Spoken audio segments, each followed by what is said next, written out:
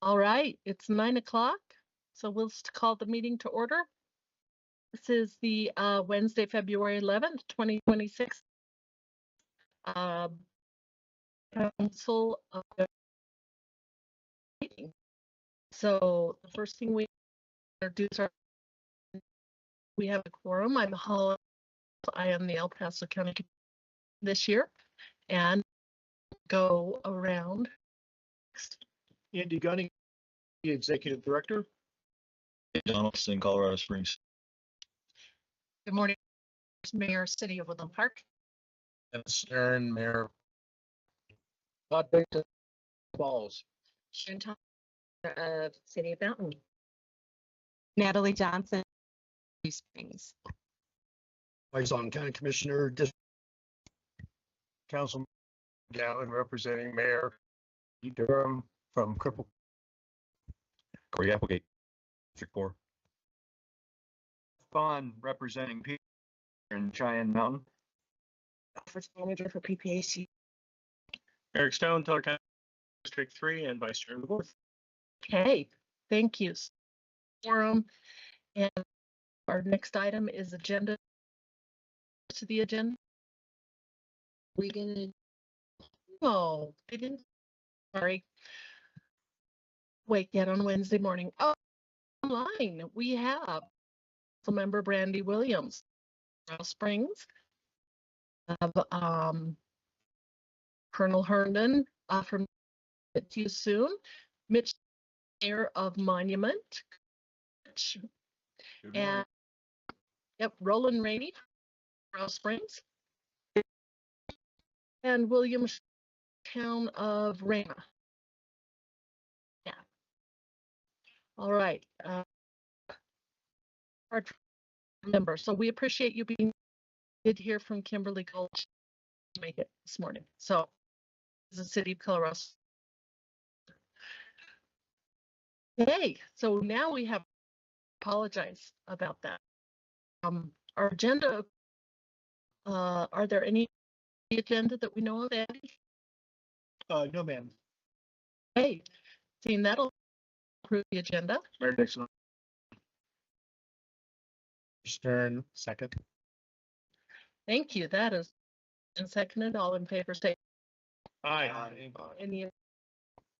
Okay. Thank you. Public comments made before or during the meeting. Public comment 3 minutes and can be done or remotely. In the posted Microsoft individuals are kind of meeting organized before the start of the meeting. Agenda item they would like to comment. Comments can be submitted before the meeting for distribute committee members. Are there public comments in the room? Did receive one advance request from Jason DePlano, he's Senior Services. Okay.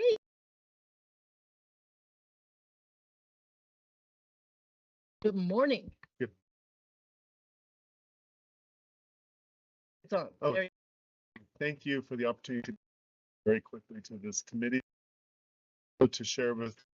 We're able to support our. Thank you for your support.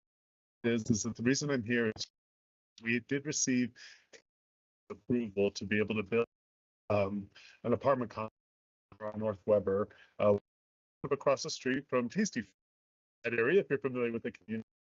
The reason why this is important for the community to advance forward for aging in the region and make sure that there's an affordability. Through one of the other issues that is that the Old North End local community advisor had provided some feedback about being able to integrate into the community integrity of the historical way that it was developed. Of our application also step forward. One of the things is that the original CEO Mickey, which was if you didn't know Mickey, and a personality vision key going forward, and passed away and along with her husband Len. So the two of them were there. I believe very much that the Old North End part of the community's need to be an affordable place for aging. And part of her vision was to establish ways for people to age with access to transportation, to the service delivery, PPACG through the offer to make sure that the long term. Pushing an opportunity for apartment in the Old North End, translating opportunity for to stay in this community for as they choose to on their term independent. Well, from the Old North End network is the idea of a legacy fund in Nikki's name. I've received that feedback, I believe, Jared, thank you for. And I also have some copies here. I'll put on the table there. About establishing this fund, we are moving forward with this project. We are not developers. We have been in this community 6 years. We just celebrated. Throughout that whole time, we do affordability for. We are not bringing an apartment one day to be market forever project. The legacy fund and how to support that fund. What that means, be able to keep the area meeting as possible for the opportunity for this apartment exists there. Right now, out of 53 AMI, and we this target of raising 800 through the combination of foundation, local support, and community. Then we will be able to mine down a little bit, make sure that it stays long term affordable for individuals. 50% AMI just with this funding for the low and up to 6. So I invite you to learn more this information at the end of the table. Thank you. The update. Okay. Are there any comments in the room? Okay. Are fine, Jared? No. We are military installation going to go to Colonel at the airport.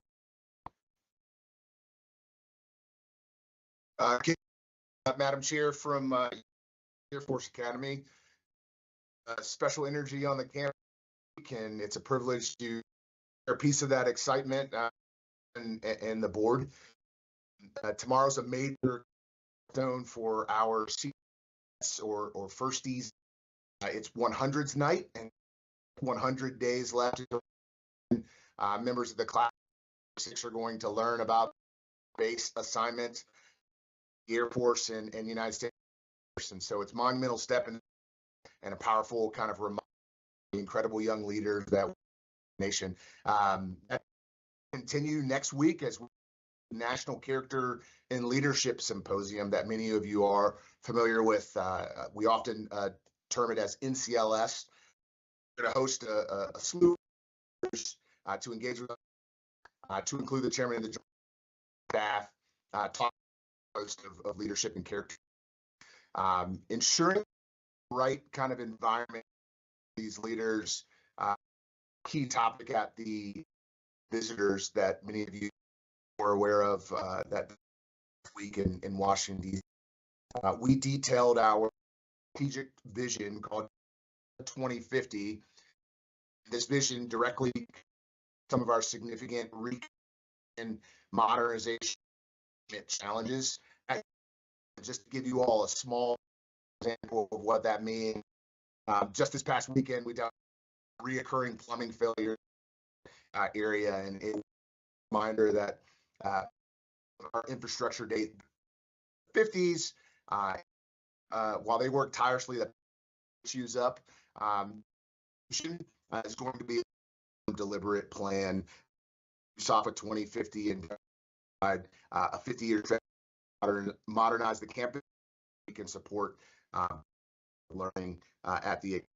Excited to unpack this in a little at the partnership and strategies, and as always, for the opportunity from your United States Academy and obviously the partnership that we have with you. That's all I have. Questions, ma'am. Thank you. And any questions from online? Okay, very much, Colonel Hornet. It. All right, John, we're ready for. Thank you. Good morning to the PPA's board of directors. couple of, first, the Powers Airport project. Basically, I saw the lights flashing out. We're highly the at least opening of it here a couple of weeks. The operations installation facility use zone study continues at Schriever. The contract team is and first phase of our partners on phase and looking at their issue and operations, to study the best compatible development for Space Force. Schriever leadership met with Carbon Line Development Lab, gave an orientation to installation's mission, and discuss space as well. And lastly, I want partnership that we have by allowing me here with morning. I got a message from one of you that with 26, 24 do with rights for the state. I'm not tracking that. And, at least the cursory ad indicate installations are definitely to weigh in and within parameters being involved. But pending any questions, that's for it. Thank you. Vince? Hey, It- Councilmember. Not a question, but I'd like to make contact with List and that bill's meeting tomorrow. He's a day to use one of it. And I'm gonna be texting him at this very moment. I think he might see it differently. Understands all the implications of that bill. Thank you very much. Yeah. Okay, it's online. Appreciate you being here. And Jeff, we greatly. Well, are there any military installations on? Madam Chair, I know I'm the only for us the support persons on yet, so Okay. I'll let you. Thank you. All right, I think the item is the Crime Stoppers. Ready?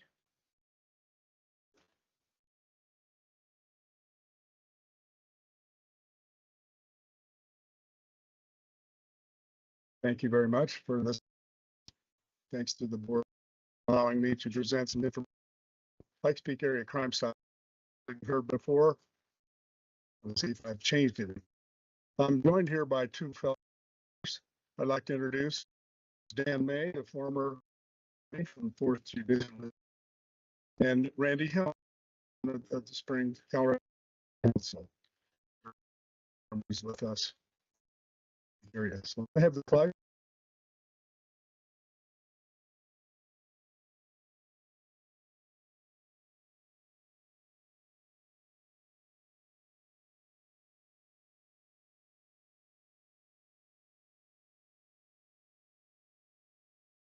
Pardon me? Do what? Where? Oh, backward. Not here. Well, again, let me, the crime for our community. 501c nonprofit funded contributions, space, no office space. We fix expenses that we operate. Citizens who have information, the location to share that, we pass it along to the appropriate names.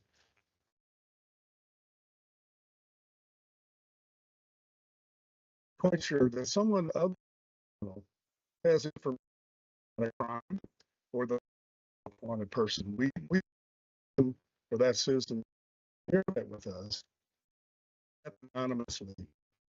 For reasons why that of our organization might have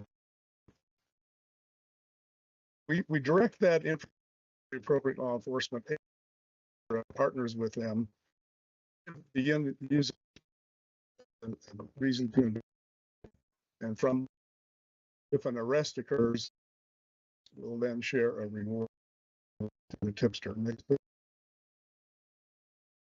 There are fear sharing information there for that.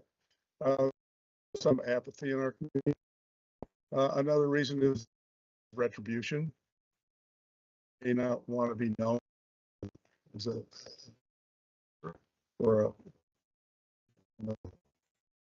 person who gives information. And the third, Rat. yeah, okay, Maybe a nosy neighbor. could be many reasons people are reluctant, don't want to get involved. They result in involvement on down the road. Next slide.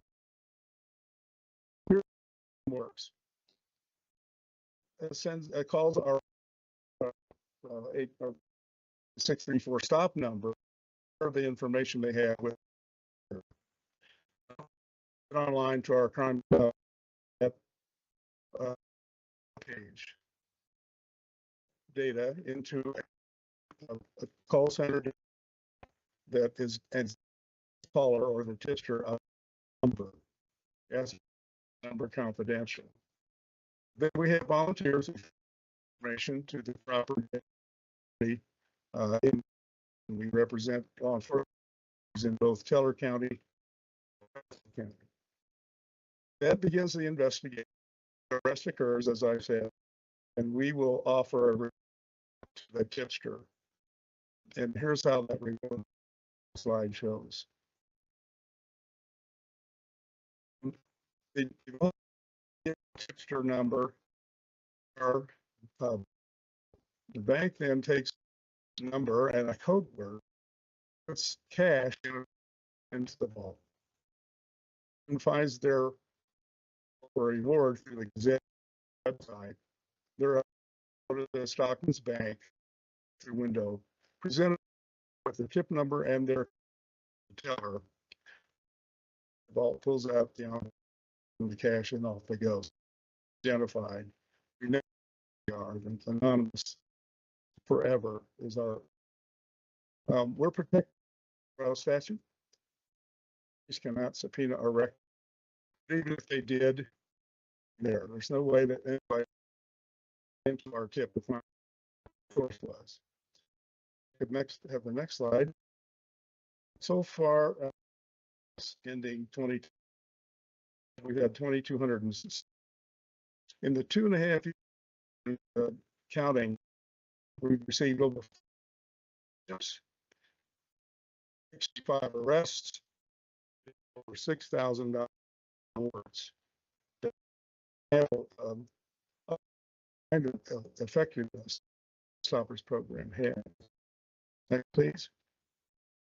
Do memberships to us.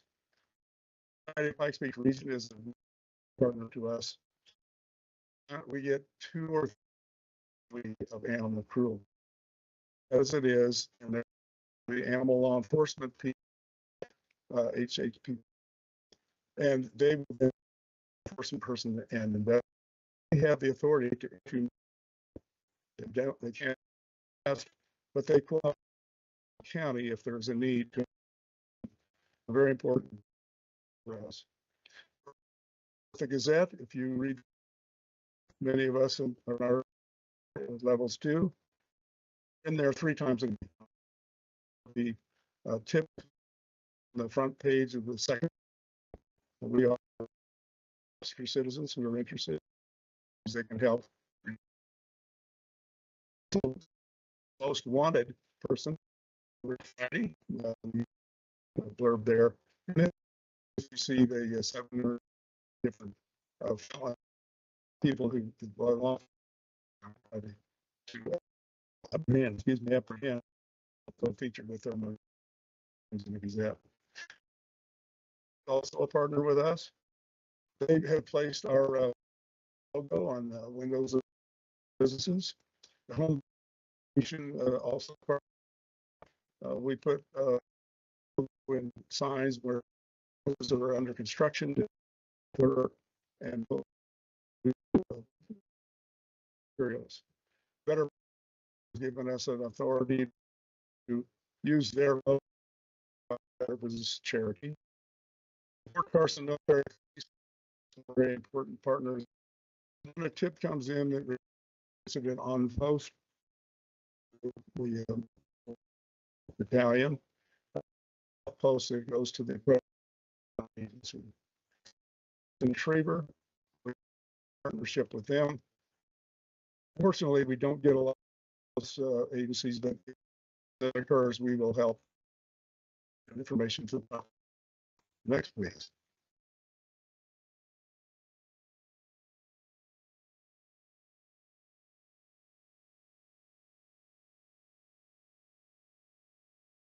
Okay, that's fine. So you can see, it's very important to us. We have a good with all of our law enforcement 2 counties with. We also work with agencies, the ATF, FBI, and so forth. Agencies depend on them with information for people in particular. Those relationships, want to make sure we continue. I guess the point can help us share awareness of Pikes Peak dollars. It will go to helping our law enforcement reduce crime. But they don't get it from people who share it. And information about crimes is reducing in the area. Thing you can do to help us aware of crime and the fact that it is total. They can, for a reward, be anonymous. That important to our law enforcement. So remember 634 on our website. So we also share with the Neighborhood Watch to see if you are not on that. It's a great helps the city. Next, please. So more arrests mean on the street doing bad things. Our awareness. We need more. That's why I'm asking you. We will also funding sources and help us in paying our business. Ask Randy if you'd like to. The thing I'll add is that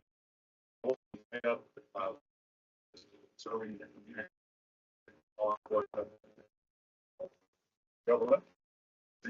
So done.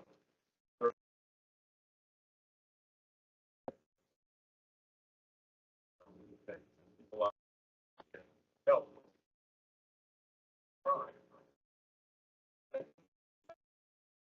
Good point. Our PPACG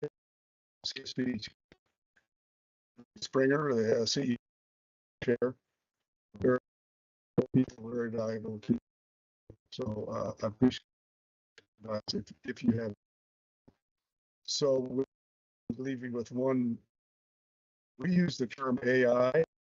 We think that means information. You have any AI or any questions? Things I can share with you. Appreciate that. Sorry for the delay. It's a Wi-Fi issue.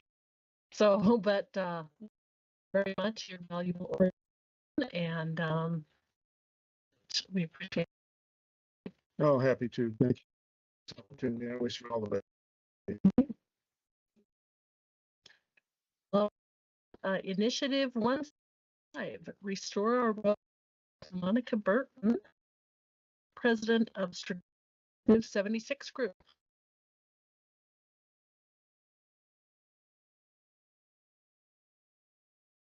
Now, right. Thanks for share with all of you. With some, I think, I'm just here to give everyone on what initiative wants to, how we got here, goals and expectations are for the ballot measure, and then answer questions. Feel free to ask. Initiative 175 out of a couple of organizations that work these three things on the screen. It is not a shock to anyone that the road and safety of Colorado system is in pretty impaired. Our surface is underfunded for a long time. This group got together and these three issues. How do we handle quality road capacity funding in Colorado? With some pretty significant restrictions, and we are interested in a tax increase. This is a group of folks that have been at the these are the construction industry coalition. Surprisingly, these are the hardest hit by the fact that there is in the condition. When I say infrastructure, I bridge surface infrastructure. Some people use it in. This is the team to our firm and solve this issue. Is this a community ballot fix? What should we do? This work really started last construction industry coalition, our firm, and said, how do we do this? How do we start these three issues of capacity and underfunding in Colorado? So we spent last year really developing media, getting out in different local or state, and the voices of community members who could really highlight these are the community, these are the road challenge community. Throughout the process, it was abundant that the general public is fed with the condition of road and isn't really looking for a term solution. The coalition really talked through what are the, do we work this through the legislature? That's been attempted multiple times. Is this something that we needs to figure out independently? To some degree, local community, that you all do what you need to do to make it the safest and best place to live. But on a state level, problem, and that was the direction of ballot measure. And we did a bunch here, a lot of are the condition of Colorado up against other states. We expect from our state and as far as capacity things. Anyone in this room, 75 believes that our roads are in terrible, and there is enough money to fix them without a tax increase. Out of those discussions, 75 was there were several ballot measures that were filed with the state that had different funding mechanisms, different. Some had a sunset chosen by the coalition for. I'll let you all read the language. Short version 75 is that dollars raised in fund transportation. On my next slide, I'll component it is not a tax initiative. 170 the existing structures for road run through the highway user tax fund. It also adds to existing sales tax related expenses, accessories, anything that you are already paying on to sales tax would be not an in the new tax.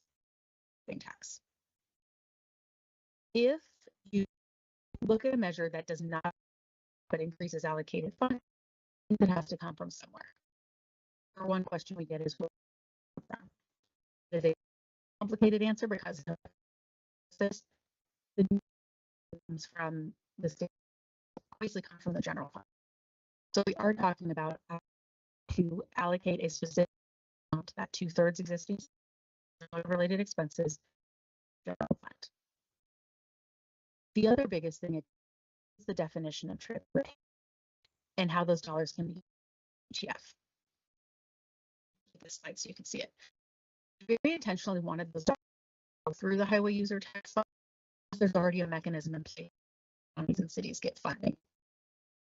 I am not going to argue how the system works and how the works because I get a lot of questions on it. our goal is to increase the fund, make sure that the pot for both CDOT, for counties, and that those dollars are for road infrastructure. The way the formula works may change. We know that there may be better ways to TF formula, but it's what we have currently. We get that just go into CDOT's main. Estimates only. I know you cannot read this far because they are small. This chart gives you a picture of what would it look like if 35 passes. The kind of bar is projected CDOT and the dollars that already, yeah, that includes share, county share. This thing you see on top is what we have new allocated revenue that would be generated through that existing sales tax over the course of about 10 years. Almost doubles that's available to be used in infrastructure, and that's all across the board. CDOT double, each city and each TF allocation would almost double. 6. Bit of polling, and I'm going to turn. Obviously, we test a variety, very high level, actual ballot language itself, and this is the informed. This is after response messaging for and against, and then knowing what you know now, ballot measure was on your 2020. What would you vote? 51% of call or polled said they would support it. Uses existing transportation, roads and bridges infrastructure. This is a constitution, so we know it's a high bar that we need to, but we feel good about which still sitting as. Even better is the simple language. This is more campaign. This is how coalition talks about this measure. The simple what the measure does without of ballot language. As you can question sits at 75%. Uninformed number. When you ask this question, are in support.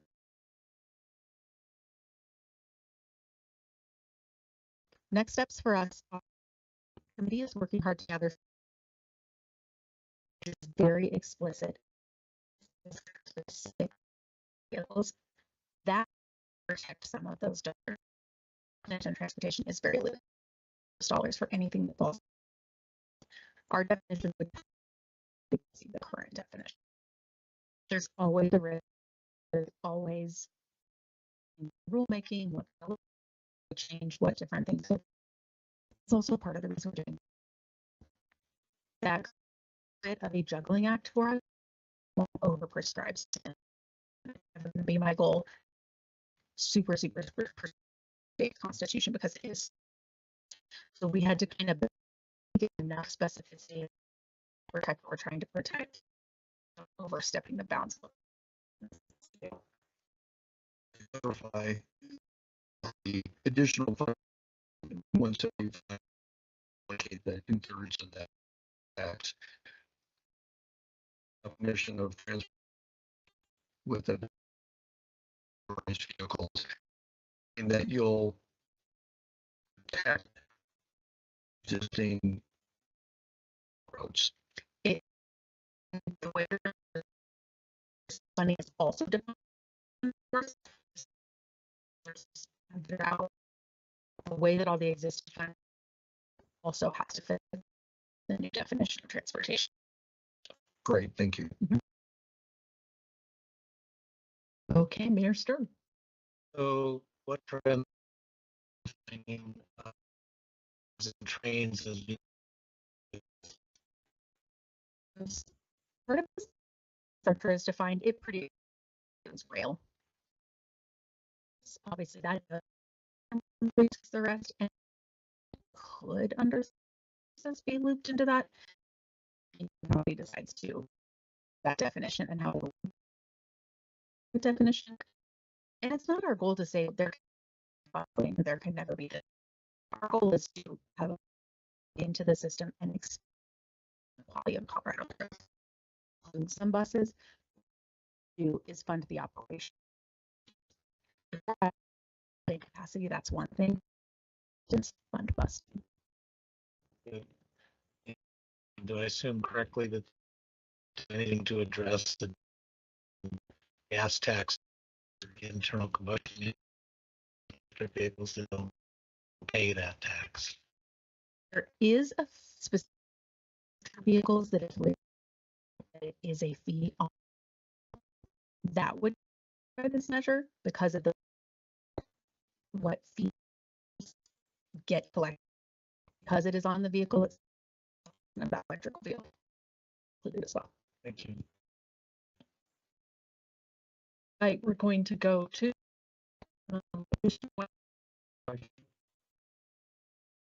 I'm just curious, comments to this initiative. In vocal opposition yet. We do know that because there's a general fund implication here, anyone who's a beneficiary of general fund dollars may decide to say that they are opposed. There's obviously some really big bucket funding, general fund recipients, obviously Medicaid, K-12, things like that. The amount of dollars that we're talking about is so small compared to their allocation that I'm hoping they see this as a more equitable split of how dollars are spent. We do know that some of the transit community may not support this measure because obviously if the priority is to put dollars to transit, train, and rail, they're not going to want to see them specifically put to road infrastructure. Commissioner Weissling, you still have a question? Thank you, Councilmember Gatlin. Thank you, Madam Chair. When you say motorized vehicles, how about a e-bike? Because there's a lot of debate on, is that a motor? And so now do bike trails that allow, electric bike, is this somehow going to be included in that? Or is this going to be any part of the sales tax on an e-bike going to go into this fund? I do not believe the sales tax on e-bike would go into this fund. There may be argument against that, but based under the current definitions, I don't believe so. I think it is a slippery slope, and there are going to be a lot of back and forth during the rulemaking of this process of, is an e-bike an actual motorized vehicle? Does it fit the same definition? It is a good question. The intention is no. That is not the intent of the measure. That's not the way it was drafted or the way that it was intended to be used. Will it end up being part of the discussion? Probably. But I think we've also got a pretty strong legal case to say that that was not the intent and that's not what the language means. Thank you. Okay. I can't see any questions online. Would you be willing to send your slide deck to Andy? Because it wasn't in our packet unless it came this morning. Sure. Yeah, the copy. Okay, thank you. And so we appreciate it very much. Absolutely. And enjoyed the update. Thank you. Thank you. Okay, on our consent items. Madam Chair, if we wanted to, David Tukmanian from Fort Carson has joined. Oh, let's do that. Captain Tukmanian from Fort Carson. Hey, good morning, everyone. Sorry, I'm dialing in late. Somehow we lost the Teams link, but That's okay. your folks were Johnny on the spot, and they got it to me, and so I'm here. Just a couple of quick updates. First off, I think maybe some of you have seen some news articles about our efforts in southern Colorado with Pinyon Canyon Maneuver Site. So Fort Carson controls roughly 230,000 acres of training area down just east of Trinidad. And we go down there and train very often, but we're limited on what we can do. And so we're working hard to enhance our capability, not expand the territory. We have plenty of space, but we're working hard to enhance what we can do with what we have. And we've had some public hearings in the last few months. And in the near term, we're hoping to be able to fire larger munitions, non-dud producing munitions down at Pinyon Canyon. But in the long term, we'd hopefully like to expand that. And ultimately, if you're not aware, there's a gas pipeline that cuts right through the heart of Pinyon Canyon, which really hinders what we can do. Ultimately, I think we would hope to see that removed or rerouted in some way, shape, or form. But we're talking long term here. Either way, that's something that's in the works. big time for us at Fort Carson. And I think a lot of the folks on this call are aware of that. Next, the 23rd of February at United States Air Force Academy is our Front Range Partnership and Strategy Summit. Many of you have gotten invitations. I've seen several PPACG RSVPs, so thank you for that.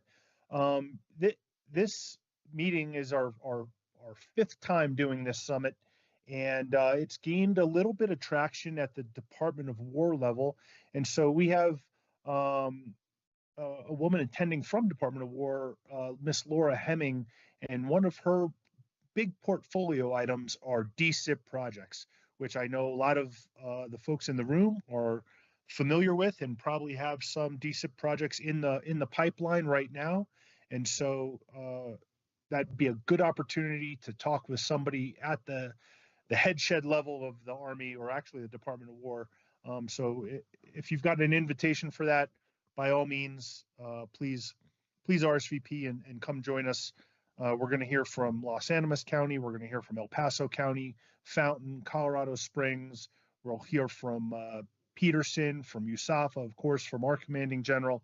And forgive me if I've left anyone out, but it's going to be a good day of partnership and team building. I think that's about all I have. I appreciate you letting me jump in. Those were two big updates that I wanted to share. And so thank you so much. I'm ready for questions if you have any.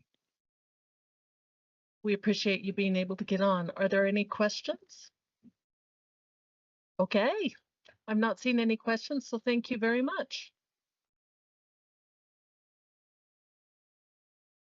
Okay, let us go on then to our consent calendar. I've had a request. There might be some amendments to the minutes by Mayor Thompson.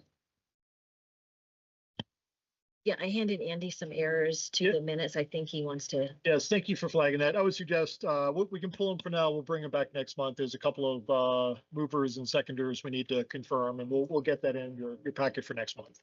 Okay, so we're going to pull item 4A. Other than that, we act on these items as a whole.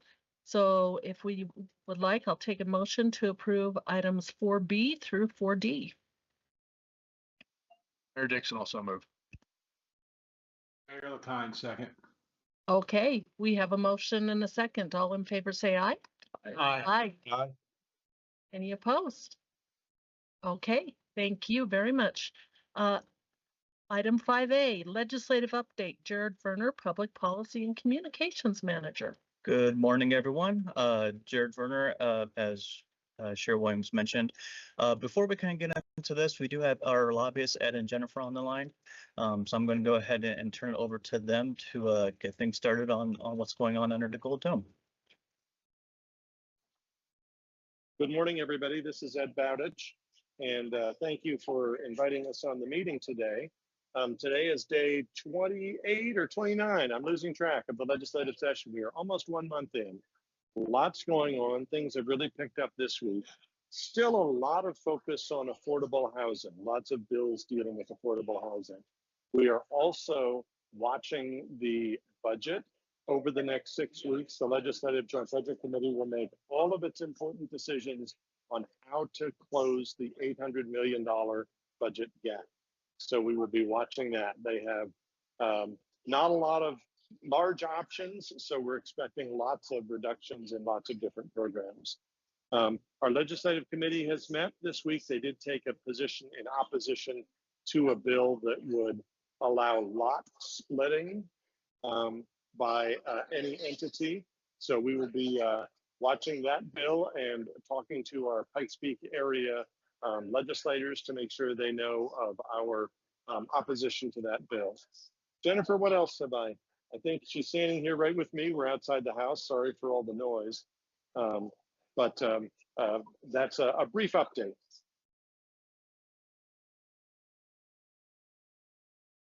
Okay, do we have any questions? Commissioner Weishaupt. Thank you, Madam Chair. We had talked at one point about Senate Bill 024. Jeff had made some reference to it earlier. We have a monitor currently on that. And I'd like to bring it before the board to change that to amend.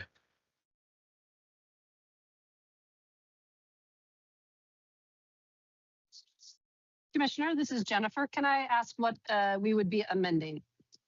They want the amendment. We don't just say amend, you have to bring the amendment. That's what I was trying to say here. Okay, thank you. Not sure if I could fully articulate it other than it seems to be taking local control away, and there's no reference to our federal installations, whether they are covered or not. Interdiction, that if it crosses the fence line, that they still have full authority, even though it might come into someone else's jurisdiction. So we may need to potentially work on that. And if this isn't the right place, there is a hearing tomorrow, as Councilman Donaldson mentioned. So I think it is somewhat applicable to make some kind of change here. So I'm open for clarification if that would also help. So I'll just If I kind of jump could- in. Oh, go ahead, Jennifer. Thanks, Chair. I was just going to say, one thing that we certainly could consider, I know that bill does have several issues. There are a lot of folks that have come out in opposition based on the local control aspects of it, and just the general confusion that, well, locals aren't supposed to have control anyway because it's a FAA regulated. But I think the bill is going to have some problems tomorrow. So perhaps we could watch it and see what happens tomorrow. If it does advance, then perhaps we can have a larger conversation on amendments and maybe connect with some other groups that are looking to amend the bill as well. And if I could ask, Jennifer, I think CML opposes the bill, correct? Yes, that is correct. I talked to them yesterday and I did ask if there was going to be anything to get them off their oppose, and they said no. And the city of Colorado Springs opposes it, so I don't know. Rather than amend it, we might, perhaps we're not going to do that this moment, but if it gets out of committee, take up an opposed position. Right. There's a lot of different, It does. different One things other that thing. it could impact. And I would also say too that Senator Larry Liston, one of our El Paso delegation members, is sponsoring the bill. So Right. perhaps be a little, cognizant of that one.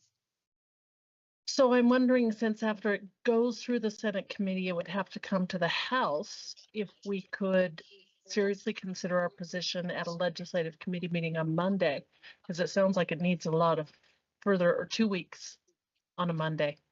Because it sounds like it needs, I'm planning on working on Monday, aren't you? We always work, but we're I'm never, working on Monday, the but- staff is not working. I'm wondering if we can discuss it 2 weeks from now, because I don't think it's going to be moving that fast through the House. I hope not. Although the bills seem to be moving fast. It still has to go through the full Senate. Tomorrow is just its first committee hearing in the Senate and Senate Local Gov.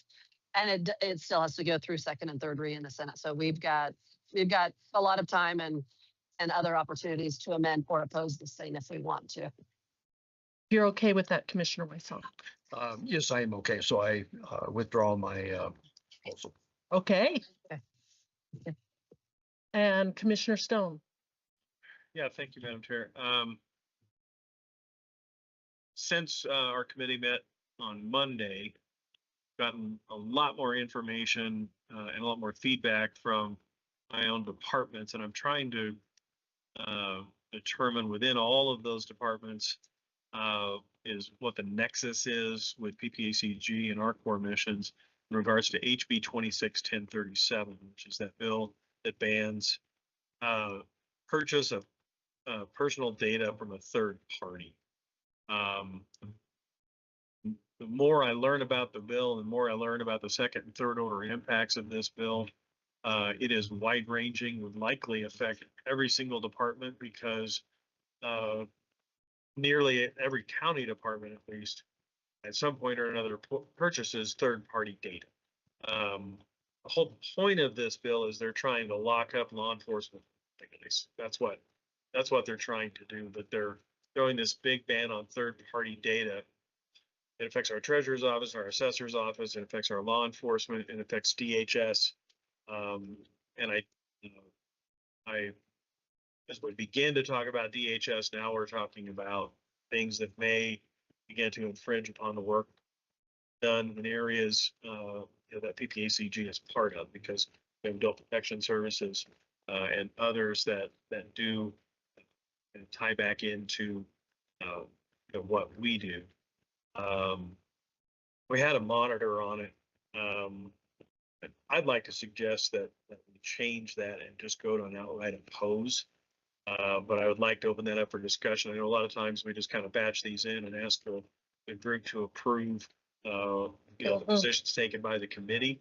But just the additional that I've learned, and I don't know if staff, if you guys have looked at this bill and looked at all of the missions that we have in, the inner workings of a lot of these different divisions and departments of local governments, that a lot of times, at the high level administratively where all of us sit, we don't always see that nitty gritty part of it to realize that, when DHS does an investigation into a protective services case, they often rely on third party data to find out about people as they're conducting those investigations. And that would, that would go away, but I would certainly open it up for comment, but my intent would be to change that position from just monitoring it to just outright opposing it.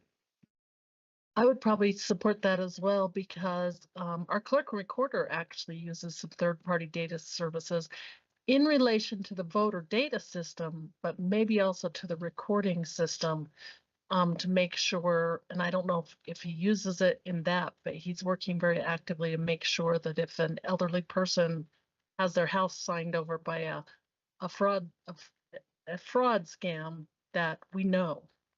And so I don't think that maybe it's something that we want to ban, because we use it a lot.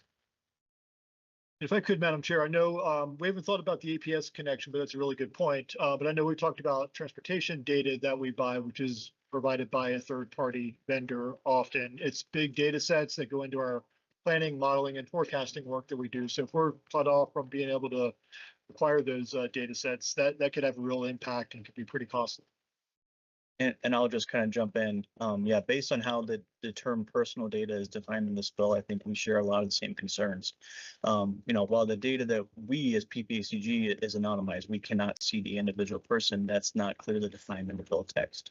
And so as we're running, different historical numbers, a lot of times if it's event focused, or hey, how many people, and we can even see at high levels, in-state, out-of-state, based on where they started and ended, but we don't see the name. And I think that's the thing. We don't see the name, we don't see any personal identifying information, but the way that it's defined in this bill, I would echo Commissioner Stone. We kind of started, what is this? The more and more we've learned, I think the more and more we've kind of learned that this could be problematic. Not just transportation planning, but website analytics. There's a lot of things that are anonymized that we do for planning and responding and working ahead, that this bill would limit us as it's currently written.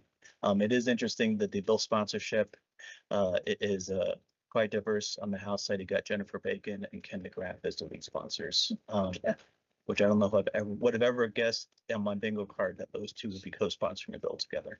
I know that is true. Did you want to make that as a motion? Yeah, I would make that as a motion. And then just as additional comment also, when we look at our partner agencies, whereas they are NGOs and PPACG is a local government organization, is that even the data, personal identifying data, which is again a broad definition, even the data that all of our AAA partners, Silver Key, Teller County Senior Coalition, Fountain Senior, if there's any identifying information either, that would be considered third-party data under this bill. That's a problem. So I do move to oppose, and change our position. I'll second. Okay. Please. We do have a second motion and a second. Are there any further? Go ahead. For the motion and the second, you accept, okay with the rest of the position? I am, yes. I am, It's yes. time. Okay, so we are moving to approve the whole legislative report with the exception that we're going to oppose House Bill 261037. That change. Okay. Madam Chair, if I may, just something, since we met on Monday. Yes, go ahead. I think we can still be in support of Senate Bill 30, the local access state parks grant program. However, that was postponed definitely yesterday, unfortunately. Whether that changes anything, but just want to let you know that that bill would no longer be an active list on our end. Yep. Okay. Mayor Thompson. I do have a question. I'm looking through the printout that is in our packets, and the printout on our packet on this state and House Senate Bill 24 doesn't have any position for us recorded. Do we want to record a monitor position on that so people are aware that we're got our eye on it?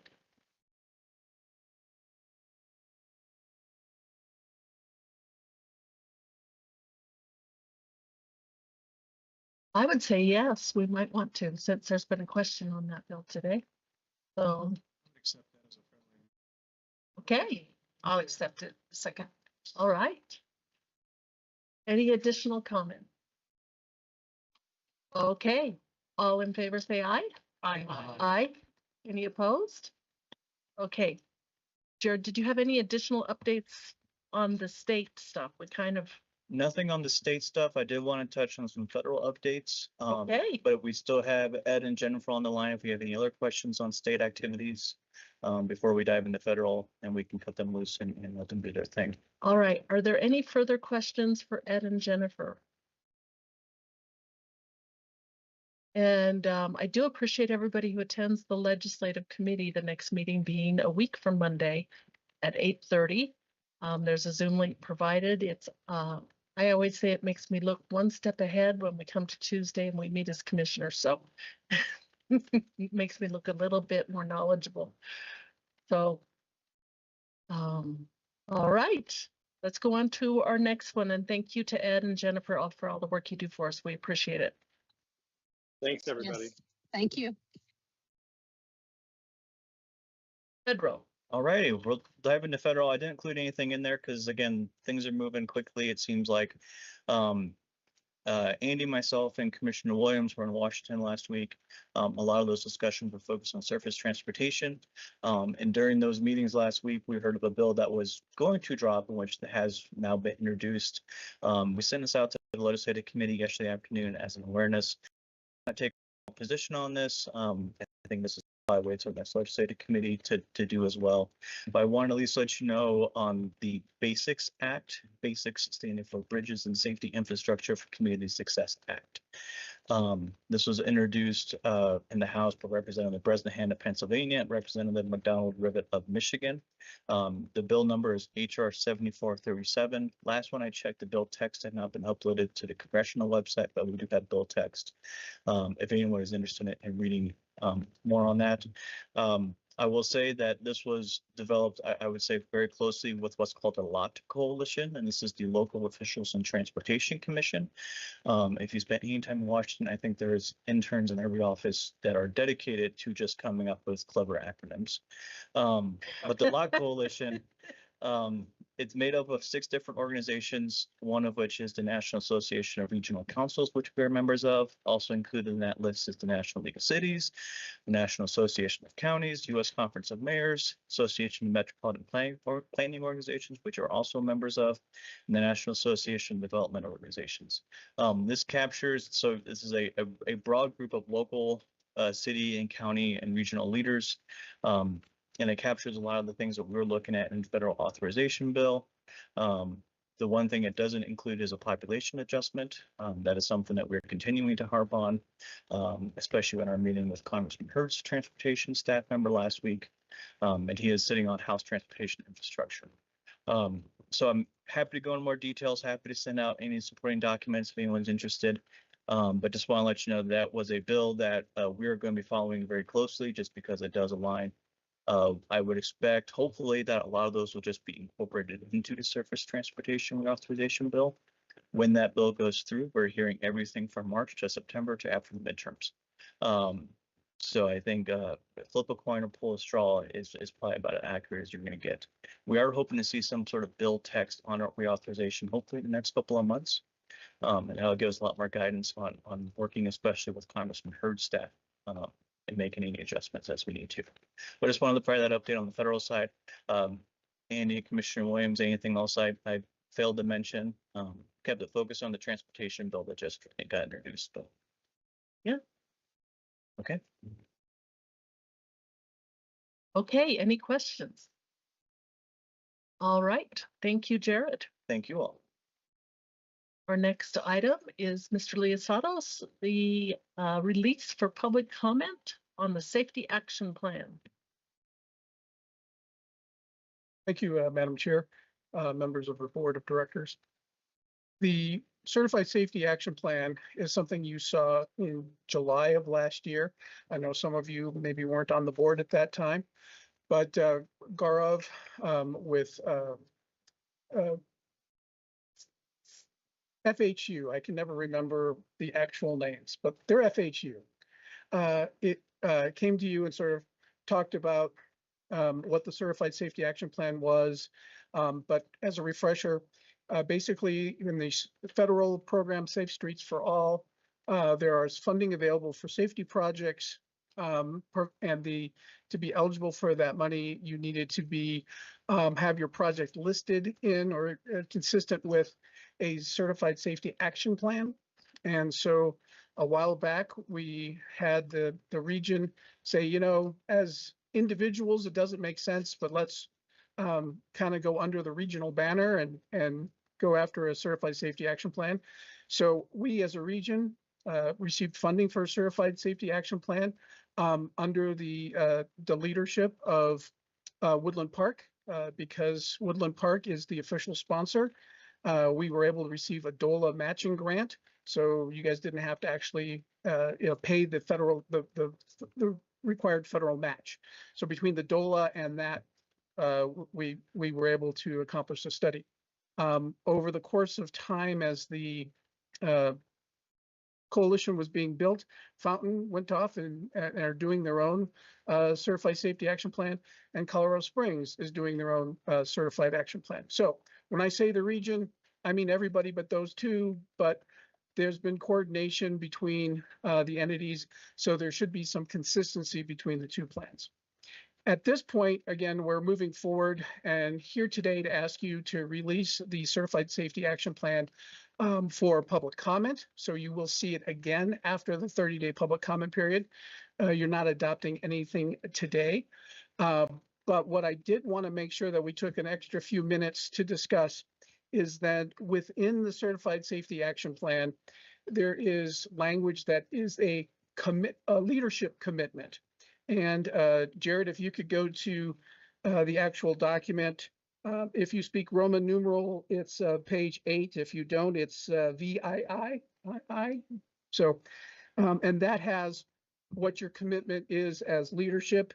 Real quickly, it's the Pikes region recognizes traffic deaths are unacceptable and preventable. And as part of that role as stewards of the transportation network, the region will commit to an effort to approach zero. And again, I'll stop there to say approach zero, because when we talked to you in July, you had some very specific comments about saying 0 deaths. So we listened to what you said. We didn't say 0 deaths. We said approaching 0 deaths. So we think that philosophically matches with what you were, with the direction you were giving us. And a goal to end traffic-related fatalities and serious injuries among road users. And then under purpose, number 2, commit to significantly reduce traffic-related fatalities and serious injuries by 50% occurring in the Pikes Peak region network by 2040. So we took what you told us in July, with one of the specific comments being kind of, if you can match what the certified safety action plan was in, oh man, you would think I remember, is it Mesa County or is it Weld County? Weld County, I think. So we took that language, we mirrored that, the numbers are consistent. And a quick word on the numbers, and Gaurav is on the line, and I think he's on the line.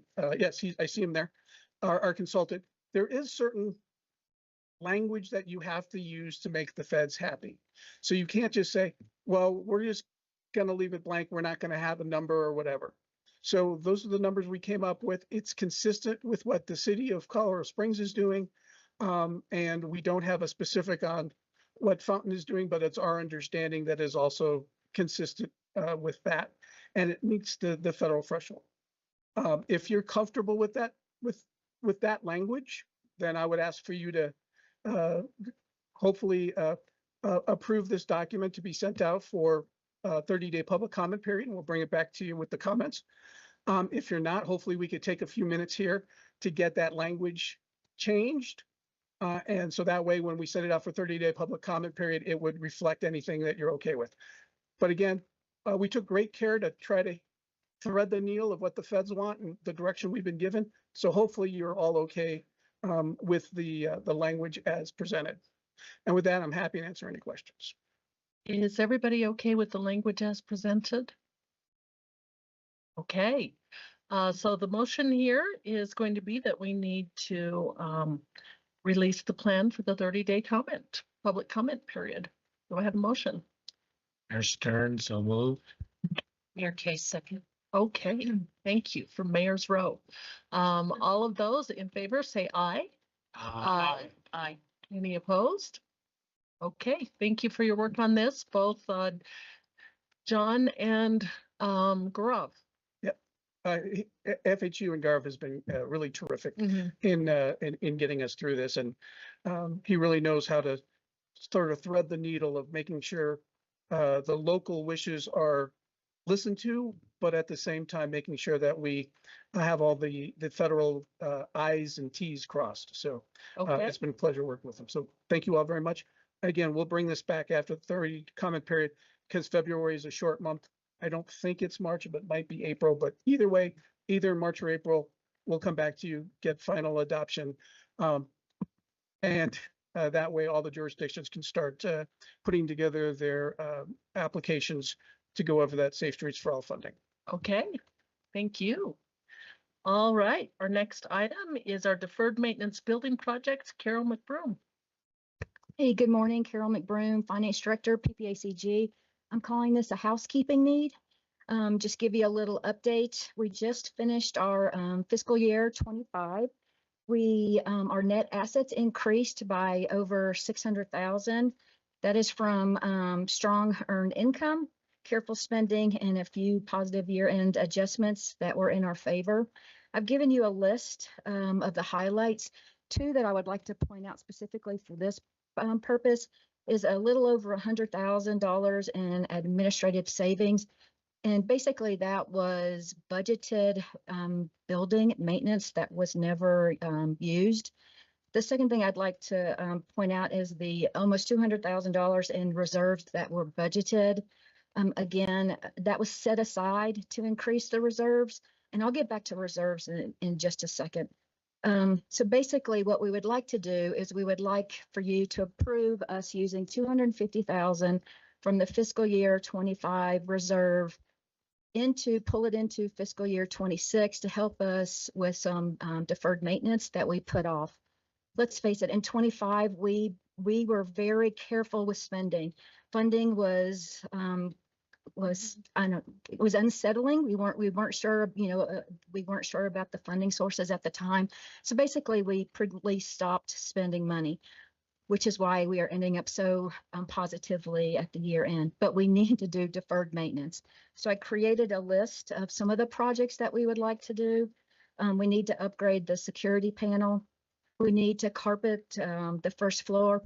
And if you were at the board workshop, I said carpet and paint the first floor. That was incorrect. We've already done the painting part of it. So it's just the carpet. We need to repave the parking lot. We need to upgrade some plumbing. And then we have to continue on the retrofitting of the LED lights. And we're going to start on the first floor. So with that in mind, let's go back to the reserve piece to this. Back in 2024, we did about a $1.1 million air handling system improvement. And at the time, about $500,000 was paid with a grant that we received, and the remaining funds came out of cash.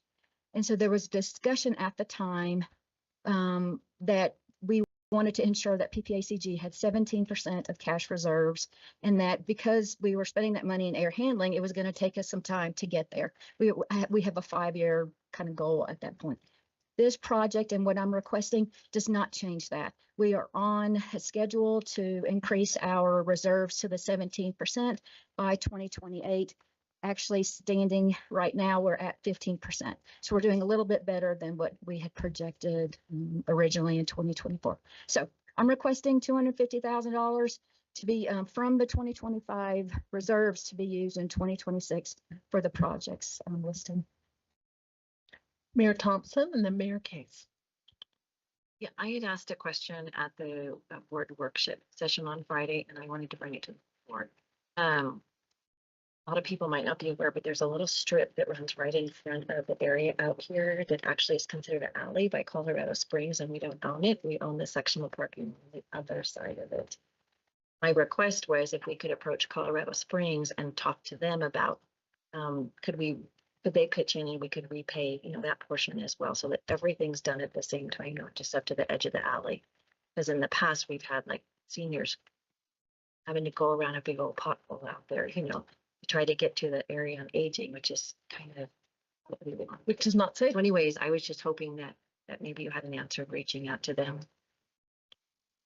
I'll respond to that. It's a great question, Mayor Thompson. And my goal was to pigeonhole the Public Works Director this afternoon, Dale Sturdivant, at our PPRTA meeting and find out how do we make that happen? How do we make a request so we can sync it up? Our goal is to pave this summer when paving season starts. So it's a great suggestion.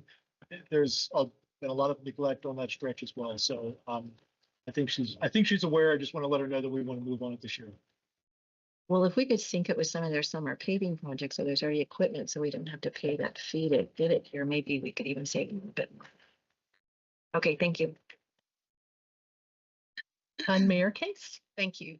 Carol, I just want to point out on these expenses, they appear to me to be more of a capital investment than an ongoing maintenance and operations type expenditure. So it would extend the life of these assets, correct? That is correct. And so the use of reserves for these expenses is typical and is not using one-time revenues for ongoing expense. So I just wanted to point that out and just confirm that that's the case with your accounting policies.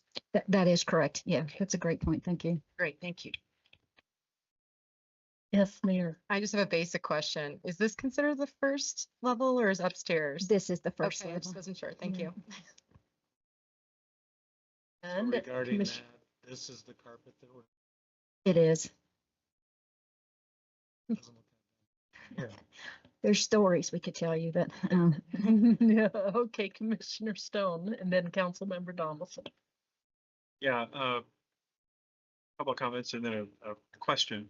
And comments are for background for those who weren't on the board a couple of years ago, and basically the HVAC system was failing. Donna or Dave, I think you were on the board for that. Actually, I think it was your idea. Actually, we took. I think that was a great idea. It was a great idea. But anyway, we authorized the Carol to seek a line of credit with no intention of using it. But to be very careful about our money, to build our reserves back up. Use our reserves, take them down to an uncomfortably low level, but then back that up with a line of credit should we need it. And thanks to the excellent management by Carol and guidance by Andy, they were able to accomplish that. Obviously, it brought our reserves back up, target to get to 18%, which they say we'll be getting to in a couple of years. So my question then, the follow up on that is, did we set a trigger for when that line of credit is to be closed? I'm assuming it's still open. And If so, do we still need that? And just because having a line of credit out there open, if not needed, obviously should just be a loop that's closed. And the second part of that is, with this spending up in here, this additional $250,000, that still puts us on track to hit our target in 2028. Is that accurate? That is correct. And a couple things, I just wanted to pinpoint, it's 17% reserves is what we agreed to, not Okay, 18. sorry. Yeah, that's. In the piece about the line of credit, there was a fee associated with the line of credit, and the line of credit expires in 2027. So my suggestion is let's leave it there, and we can talk about it at renewal period next year, if that's works for y'all. Councilmember Donaldson first. Did you still have something? And then Mayor.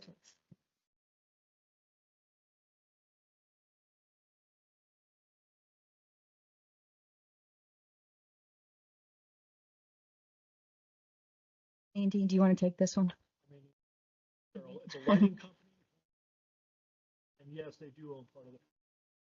Them out doing the whole lot of one time, them shipping it to share.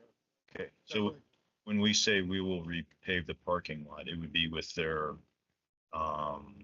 partnership in splitting the cost of, is that right? Well, is there just an R portion or? You're asking kind of a very interesting question, and these are things that we are thinking about before we move forward. They are putting up a lot of lights, a part of it, so it's sort of a partnership at this point. And we understand the question, and I don't know if we have a specific answer just because we're still in the process of negotiating it, but we do know that the whole parking lot is not ours, and there will have to be more conversations as to what that looks like. Did you say they're putting up lights in the parking lot? Is that what you mean? They're going to light the parking lot? Yeah. That's kind of maybe their contribution. Yes. Around maybe an in lieu contribution. That thanks for that reminder.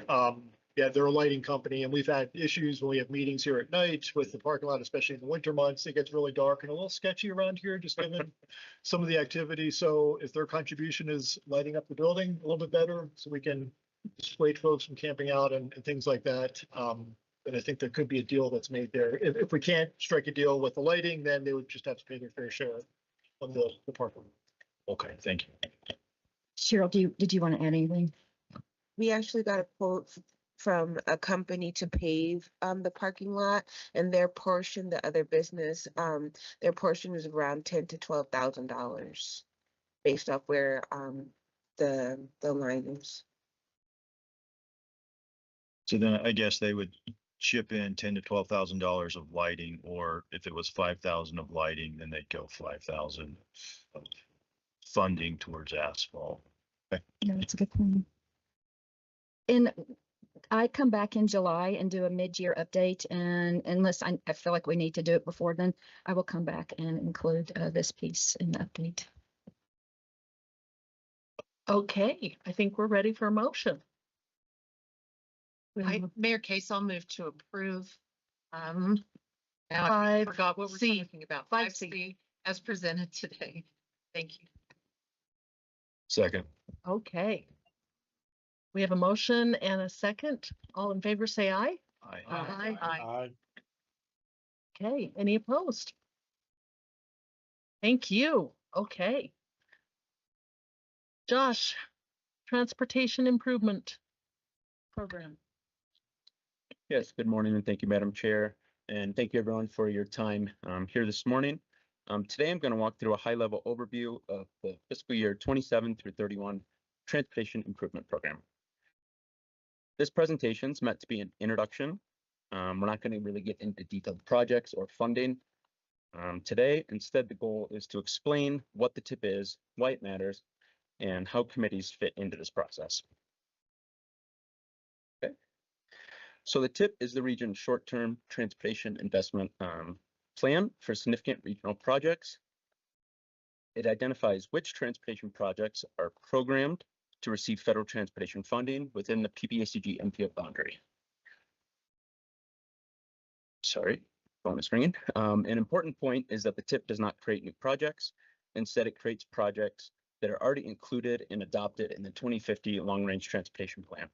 So in other words, projects go through that long-term planning process first, and then the tip is this step where it becomes, they move into the near-term implementation. Without an adopted tip, the region cannot spend federal transportation dollars, and so this document is a key part of keeping projects moving forward in the region. So here is the map that shows the PPACG MPO boundary. Projects programmed in the tip must fall within this boundary. There are both federal and state rules that guide how the tip is developed. Federal regulations require that the tip cover at least 4 federal fiscal years, be fiscally constrained, and must be updated at least every 4 years. The state of Colorado, on the other hand, has additional requirements that the tip must be updated every 2 years, which is more frequent than the federal minimum. So we are on the Colorado schedule of updating our tip every 2 years. When it comes to how funding decisions are made, projects first come to the jurisdictions projects come from the jurisdictions themselves, which are the cities, counties, and other eligible sponsors. They must submit projects they believe are ready and important to the region. These projects are evaluated using a performance-based criteria, and the Transportation Advisory Committee reviews the results and makes funding recommendations. After the TAC makes its recommendations, the CAC and board review the tip, and a formal public comment period is held. That public input is an important part of this process. Following the committee's review and the public comment period, the PPACG Board of Directors takes a final action on the tip and votes to adopt it. This tip will be coming back to you in next month for recommendation for release for public comment, and then in April for adoption, which will take effect on July 1st. And I assume that this happens, but it's important to note that the county and the city probably combine. So they're all looking at the same road at the same time, and also they're coordinating with Pikes Peak RTA. Okay. Yes, John's nodding his head, yeah. There's a lot of collaboration between our organizations. Yes. So the tip cycle includes several important improvements compared to the previous version, the fiscal year 27 through 29, I'm sorry, 25 through 29 tip. We've added clear explanations of how the printed tip in our e-tip system works together. We expanded the discussion on performance management and transit funding, and incorporated feedback received from FHWA and FTA from our most recent certification review. We've also added a new appendix that will cross-reference federal tip requirements with where they are addressed in the document, which will help improve transparency and support future certification reviews. The current document that you have in front of you is a very rough draft. It does not include project specifics or funding details, as that was decided after the last TAC meeting. There was a workshop that was held. So next month, you guys will see the complete document with many more changes than from where it is at now. So next month, board will see full tip and be asked to vote on releasing it for public comment. After the public comment period, the tip will come back to the committees with a summary of comments before moving to final adoption by PPACG Board of Directors. And once adopted, the tip will go into effect for the new fiscal year, starting on July 1st of 2026. I thank you all for your time, and I'm happy to answer any questions or initial comments from the committee. Thank you. Okay, are there any questions? All right. Thank you, Josh. We're looking forward to it. Thank you so much. Okay. Our next items are other reports and minutes. We have the Transportation Advisory Committee, the Community Advisory Committee, the Mobility Coordinating Working Group, the Regional Advisory Council, the Pikes Peak Commission on Aging, the Air Quality Working Group, the Water Quality Management Committee. All of those updates are in the packet. And so from there, we will go to the Colorado Department of Transportation update, and then the stack update.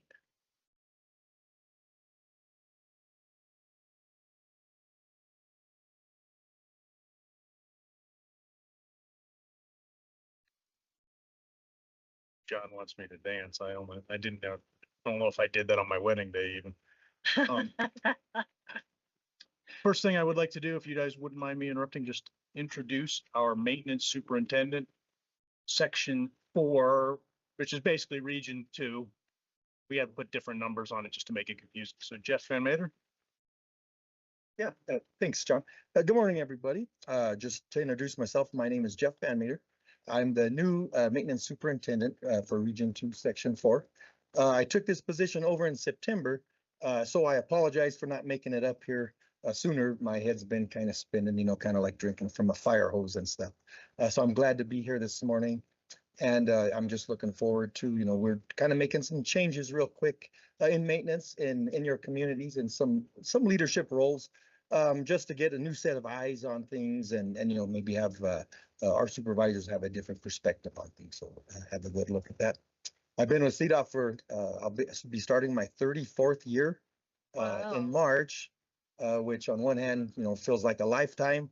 On the other hand, it also feels like that was just, you know, a week ago or so. So, but I'm looking forward to working with everyone and seeing what we can get done. So, okay. So you're going to send us your personal cell phone number so we can call you at 2 a.m. in the morning? If I can ever find it, I will. I will do that.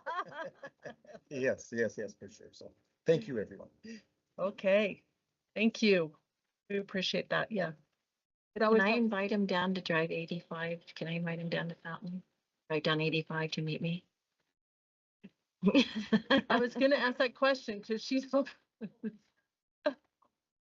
Can I invite you down to Fountain for a cup of coffee, but you have to come down Highway 85 from Academy? Yeah, actually, that is actually one of my main focuses is through that corridor right there. I know it's kind of a music, Corey. It's kind of a hot topic. So yes, we'll get together and see what we can do for sure. Sounds great. Thank you. John told you to say that was your favorite corridor, I'm sure.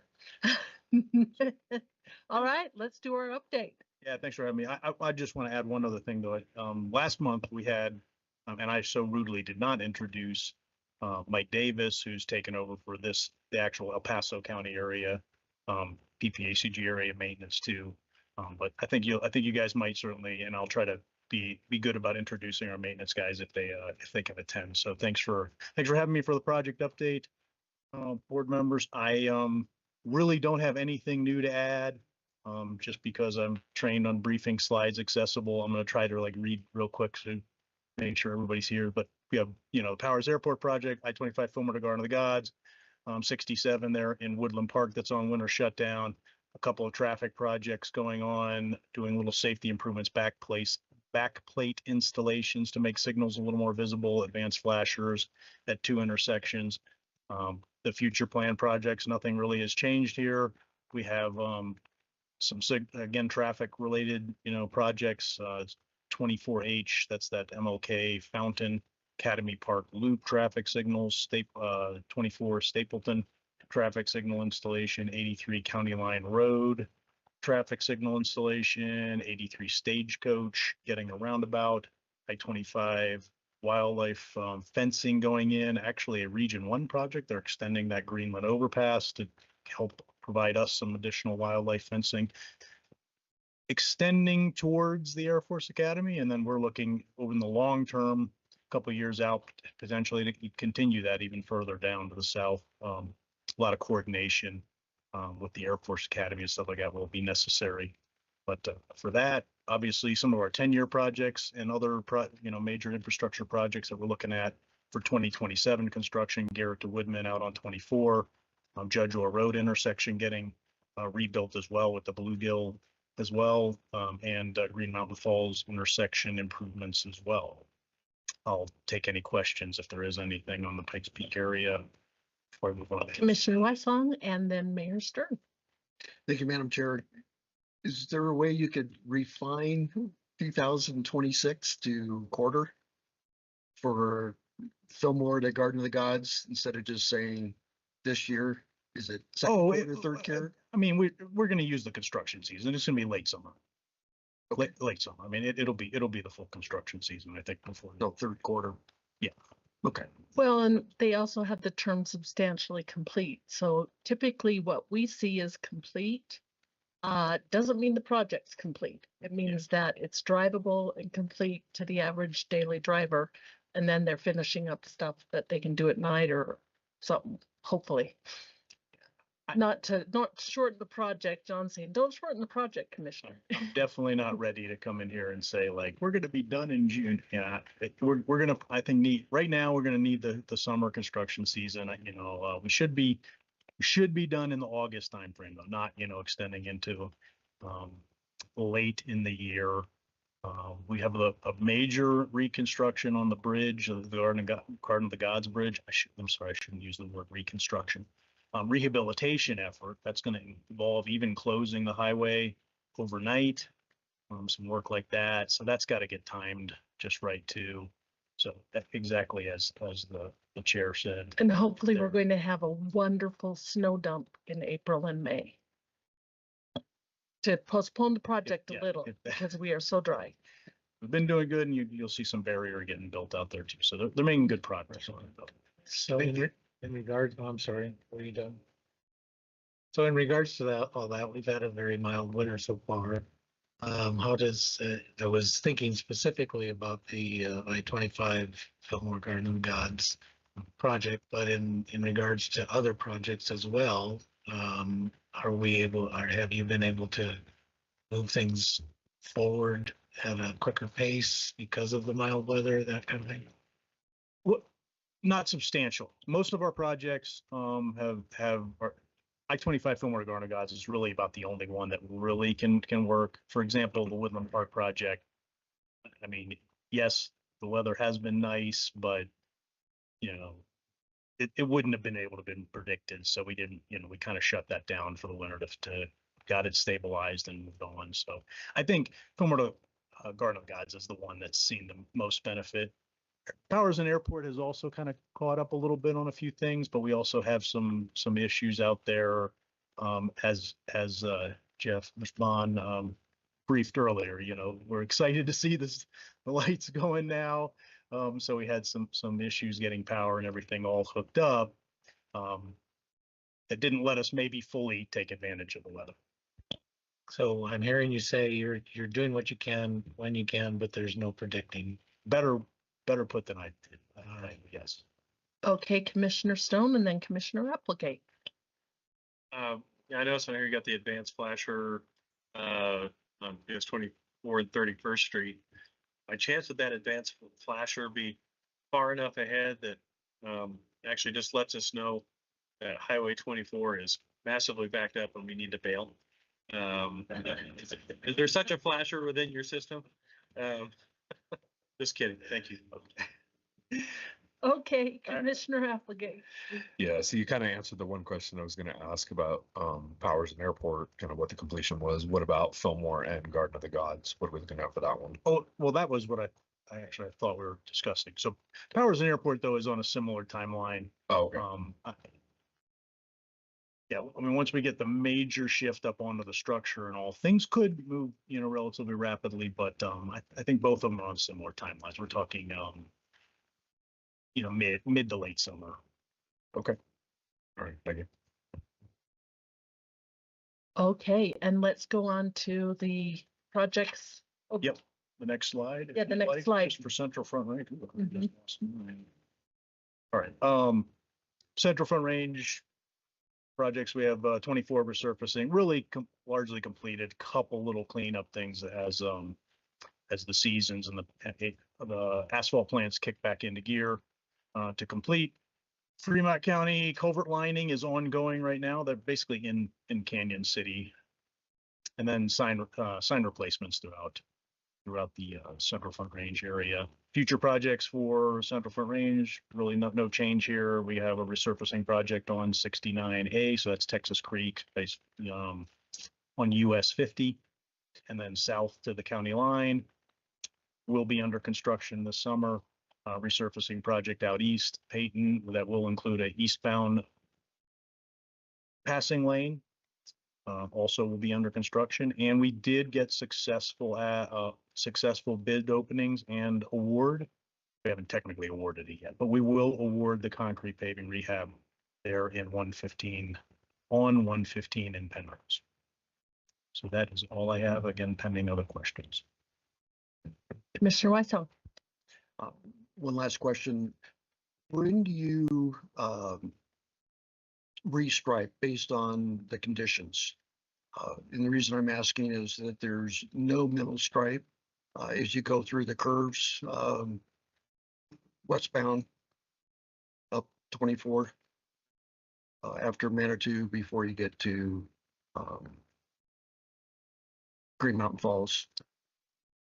Well, we don't have like a scoring criteria or something to get in there, but I will take that back to our traffic unit. I mean, that those projects are handled through our traffic unit. If I'll take that concern about about striping west of Manitou.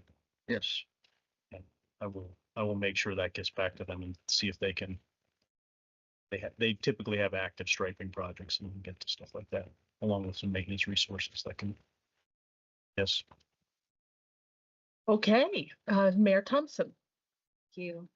On Highway 115, we've done a lot of work. Done a lot of work out there trying to do safety improvement. But we still are seeing these horrendous crashes with people passing away. After the project is completed there, do you still continue to monitor to see if it accomplished what we were hoping it would do in terms of serious and fatal crashes, and revisit it to see if there's anything else that needs to be done? Well, yes, our traffic staff in particular, I mean, monitors safety concerns throughout the region. Absolutely. It is definitely resource constrained to just continue to go back to corridors that a lot of investments have been put into and stuff. But I can certainly chat with them. They are constantly monitoring the overall traffic. That's why we have wildlife fencing has kind of all of a sudden appeared here in northern El Paso County. It's very significant crash risk, and the opportunity was there to put some funding towards it, towards that. So it is analyzed, it's looked at. It's not my staff particularly look at that, it's our traffic staff down in Pueblo, but they're looking region-wide for sure. And if there is some specific concern, I mean, or desire to relook at something, I can certainly pass that on. But yes, they are looking, they're constantly, evaluating. Just spent a lot of money on it and the citizens a lot of inconvenience, and they were really very willing to put up with it, with the thought that, it would really reduce the amount of serious crashes. Yeah.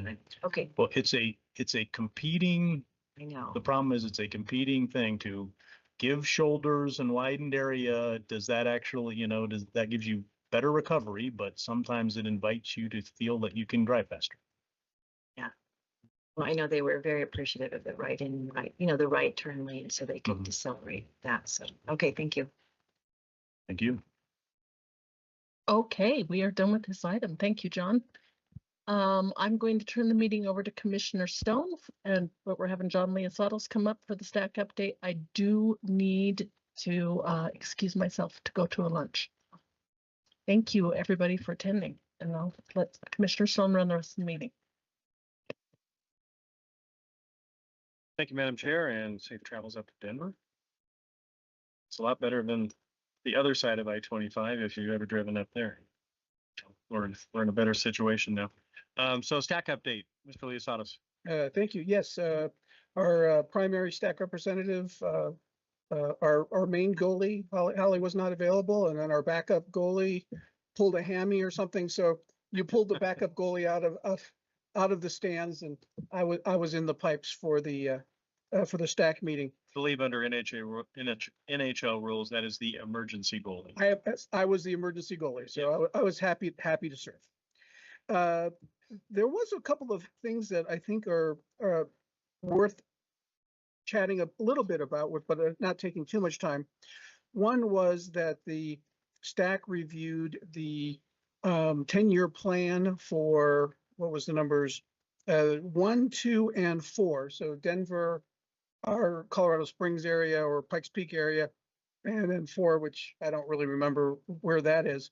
But Shane Ferguson did a great job explaining our projects and everything. The next step will be that it will go to the Transportation Commission. And so knock wood, hopefully everything will go well. I believe Jared's planning on attending that Transportation Commission meeting.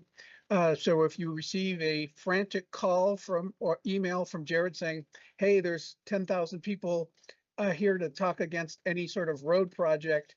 We need to balance it out. You might need you to call the Transportation Commission meeting and voice your support for the 10-year plan as proposed.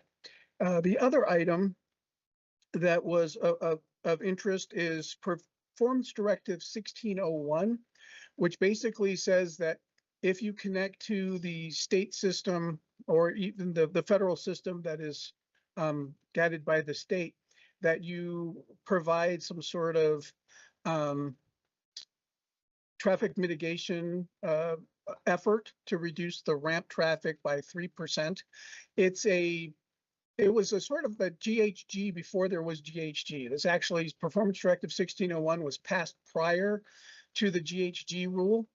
And for the most part, it was just like, hey, you need to do these things. And it was sort of, for lack of a better term, fluffy. It's a technical term I learned in college. But now they're looking at, now that it's 5 years old, they're looking at revising it. And the one thing that I wanted to make sure was on people's radar is they're looking to strengthen the language instead of things that were permissive, like endeavor to. It's now they want to change some of it to shall. And so for the most part, 1601 is going to like impact, I believe Colorado Springs is going through a 1601 process right now. I know that El Paso County is might have to do something in the future.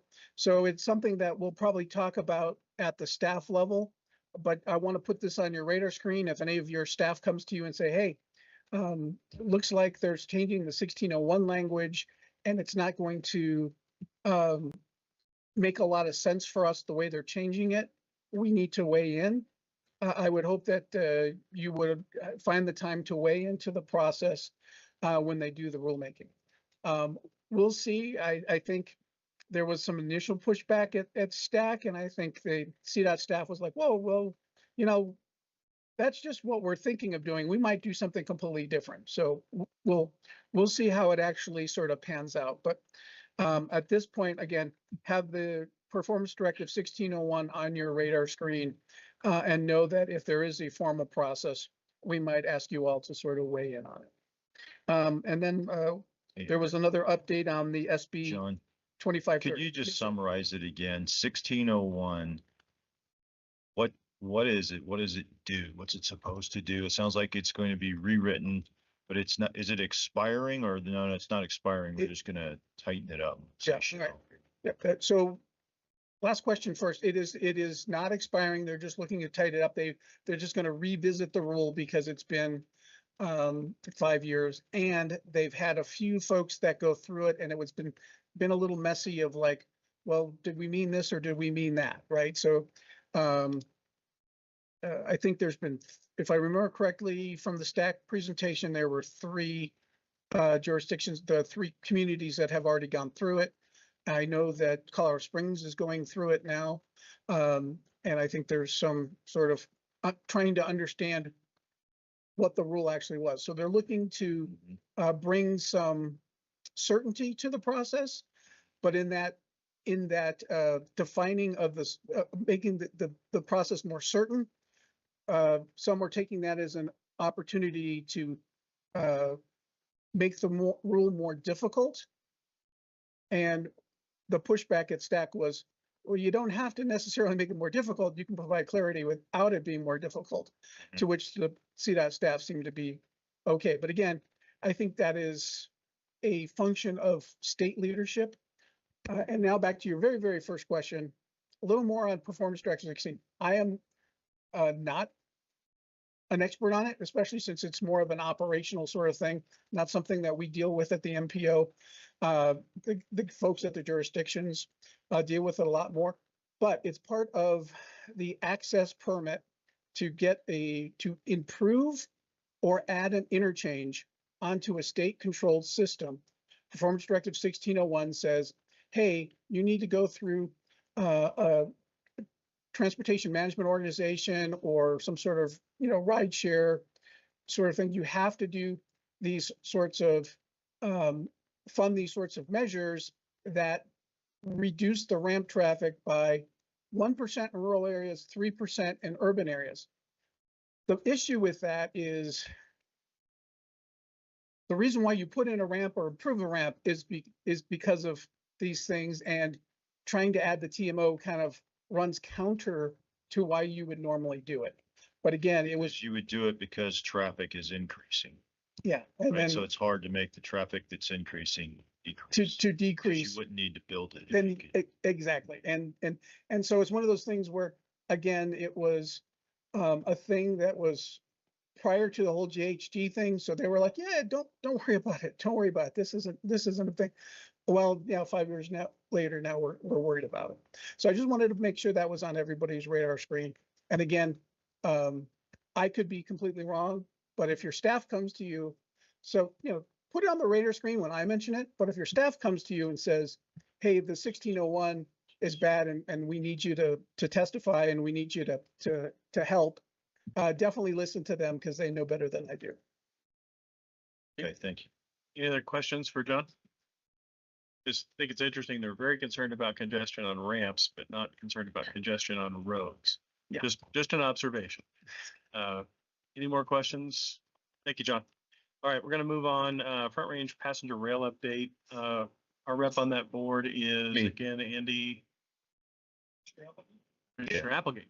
Excellent. Yeah, so I got two things. So I recently attended the retreat, and the two biggest things I drew from it, I got to interact. It was great to meet the rest of the board. But the biggest thing I kept hearing over and over again was, this feels rushed. We're putting the cart before the horse. We need more planning. We need more time on this. And so again, back to that, it feels like the governor's just trying to push an agenda to take a few cars off the road rather than maintain our highways and our interstates.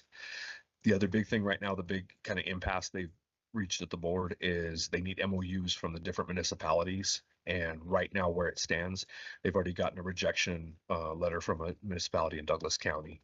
And so if they don't get MOUs lined up and they don't get this all done by like June, if they don't get it to the boards and get a vote on it and get a direction with that, there's a very good chance they don't run the ballot initiative this year, even though they are pushing hard. They really want to get something on the ballot, some kind of ballot language, so they can get a permanent funding source. So that's my biggest update right now for Front Range passenger rail, and be attending the monthly meetings near the end of the month. So Great. Thank you, Corey. Anybody have questions about the Front Range rail? Just an agreement. So if you understand that the rail lines are coming through town, and then if you were to want to be considered for like a station. Yeah, if you wanted that, like if you were like, hey, like I want a station in my town, however big a size of, whether it's Colorado Springs or say somewhere small, like a small municipality. Okay, as long as you're not saying Right. Yes. All right. Thank you, Corey. Mr. Chair. Yes, I'm sorry, I can online. Mitchell Kine, go ahead, sir. Yeah, so Monuments meeting with them today to discuss the MOU process. We're not sure where it's going to go because we're not sure how much of the entire town they'll try to take over through eminent domain. But we are going to be talking to them because they're looking at a station in northern El Paso County due to the rejection they got from Douglas County. Okay, thank you, Mitch. All right. Any other comment online? Seeing none, we will move on to committee and commission vacancies, which I believe are published in your packets. Any comment on those, Andy? No, just let us know if you have candidates coming from your jurisdiction. Very good. Executive Director's report. You can keep your soapbox, sir. Thank you, Mr. Chair. Just two things real briefly, and we alluded to this already, but Jared, Commissioner Williams, and I had a chance to get back to DC last week. I was part of the National Association of Regional Councils National Policy Conference. First chance we had to take a board chair back there and get he or she plugged in with their counterparts across the country with other regional councils. So I think it was a really good opportunity. We'd like to keep that going if there's interest. But one of the big values that came out of that as well is we had a chance to do a number of field visits, had some good FaceTime, good meeting with Representative Crank. Jared had a really good meeting with Representative Brittany Pedersen and her 1-year-old son, Sam. We had some really good meetings with the key policy people in Representative Hurd's office and Representative Evans' office. They're both on committees of jurisdiction that can help us out with key issues of ours. So yeah, I think we move the needle a little bit. Very pleased with that, and we'll keep the momentum going where we can for sure. The other thing real quick is just going to share just a kind of a non-traditional kudos that we got in an unusual way. I was doing an obituary, but somebody that we served and helped for many years passed away recently, Miss June Nash, at the ripe age of 92. She was a frequent flyer of a lot of our services, would come in and meet with our AAA staff, get vouchers to help with in-home care, and a lot of other support that we provided. She lived a very full life, has 5 daughters, I think, that are still with us, and a bunch of granddaughters and great grandchildren. Just a super full life. But she mentioned in her obituary that in lieu of flowers, you can make donations to the Pikes Peak area Agency on Aging. So it was really happy to see that we made a difference in her life. We know that with all the seniors that we serve, but really nice to see it come through in that realm as well. So if you didn't realize, we actually do take donations through the AAA. So just wanted to pass that along. But that's all I've got. So thank you. All right. Thank you, Andy. Any questions for Andy? All right. Seeing none online or in the room, we'll move on to our member entity announcements. Anybody have announcements that they want to share with the board? Yeah, we can start down here. Well, if you make me, then I'll have an announcement like All right. that. So 2 things I think might be of interest. One is yesterday, city council here approved the plan for the construction of a Church of Latter-day Saints Mormon Church temple in Colorado Springs. So that actually is, I think it's going to turn out to be kind of a big deal. There was lots of citizen participation in that. And I think there are 2 other temples in the state of Colorado, but there aren't that many nationwide, and it'll be an important thing here in Colorado Springs.